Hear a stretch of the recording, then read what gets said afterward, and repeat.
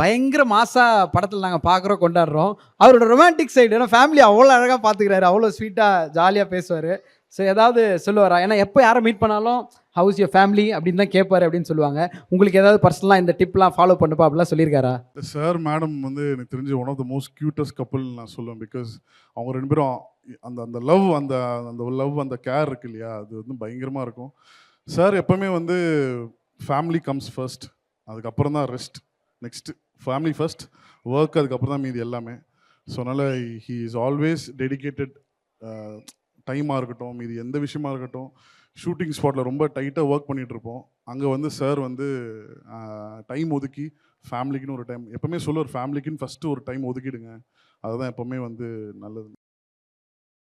Sir இப்போ வந்து பிரபு sir வந்து எந்த இன்டர்வியூவில் யாரை கேட்டாலுமே வந்து பிரபு சார் சாப்பாடை பற்றி தான் சொல்கிறாங்க. ஸோ உங்களுக்கு ஸ்பெசிஃபிக்காக ஏதாவது விருந்து சார் ஏதாவது கவனிச்சிருக்காங்களா? ஏதாவது விருந்து அடிப்பார் போல. மாப்பிள்ளை விருந்தெல்லாம் பயங்கரமாக இருக்குன்னு ஆர்வத்தில் கேட்டேன் சார். நார்மலா சும்மா போற எங்களுக்கே பயங்கரமா சாப்பாடுலாம் கொடுத்துருக்காங்க. ஸோ அந்த விருந்தை பற்றி அந்த விதத்தில் very gifted, I'm very blessed to have a family like Prabhu sir, Aishu and everybody. So அதனால் கேட்டதுக்கு நான் பதில் சொல்ல மாட்டேன். ஸ்பெஷலான மூமெண்ட்டுங்க. ஆக்சுவலாக டைரக்டரோட பையனாக இருந்திருந்தாலும் ஒரு ப்ரொடியூசரோட பையனாக இருந்திருந்தாலும் எனக்கு சினிமாவில் வரணும்னு ஒரு வெறியோ ஒரு ஆசையும் இருந்திருக்குமான்னு தெரில. பட் ஒரு அசிஸ்டன்ட் ஒரு பையனாக இருந்ததுனால வந்து எனக்குன்னு ஒரு ஒரு தெரில, அது வந்து ஸ்கூல்லேருந்தே அது ஒரு வெறி வந்து டைரக்டர் ஆகணும்னு சொல்லி.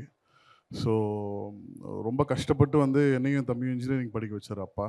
ஐ திங்க் வெரி ரொம்ப ரொம்ப சந்தோஷமான மூமெண்ட். எங்ககிட்ட எல்லா விஷயங்களும் சொல்கிறீங்க, இல்லை கேமராவுக்கும் சொல்லிட்டீங்க. அப்பாவை பார்த்து இப்போ என்ன சொல்லணும்னு ஆசைப்படுறீங்கன்னு ஒரு மொமெண்ட் இருக்கும்ல. ஏன்னா நிறைய விஷயங்கள் ஷேர் பண்ண மாட்டோம். இந்த மாதிரி ஏதாவது ஒரு மேடையில் வர்றப்போ இத்தனை நாள் சொன்னதில்லை, இன்னைக்கு சொல்லிடுறேன். சில நேரம் நம்மள அறியாமல் வாய்ஸ் மெசேஜ் அனுப்புவோம்ல, எக்ஸ்பிரஸ் பண்ண முடியாத. இப்போ இந்த அவார்டு கையில் இருக்கிற ஒரு நேரத்தில் அப்பாவுக்கு என்ன சொல்லணும்னு ஆசைப்படுறீங்க ப்ரோ? தேங்க்ஸை தாண்டி வேறு எதுவுமே சொல்ல முடியாதுங்க. பிகாஸ் நம்ம வந்து அது ரொம்ப அது என்ன சொல்கிறது, நான் பெருசாக சின்ன வயசில் எதுவும் கேட்டு அவர் வாங்கி கொடுக்கலன்ட்டு எதுவுமே இல்லை. பட் எனக்கு ஒரு பாயிண்ட் ஆஃப் டைமில் வந்து அம்மா வந்து கம்ப்ளீட்லி அகெயின்ஸ்ட் சினிமா. ஏன்னா வந்து ரொம்ப ஃபினான்ஷியலாக ரொம்ப டைட்டாக இருக்கிறதுனால படிச்சுட்டு வந்து 9 to 6 ஜாப் தான் 100% நான் போகணுன்னு என்னை இன்ஜினியரிங் படிக்க வச்சாங்க. என் தம்பியும் இன்ஜினியரிங் படிக்க வச்சாங்க.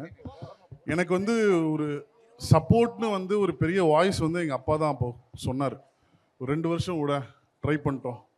அந்த 2 வருஷம் 3 வருஷம் 4 வருஷம் 5 வருஷம் ஆச்சு, அது வேறு விஷயம்.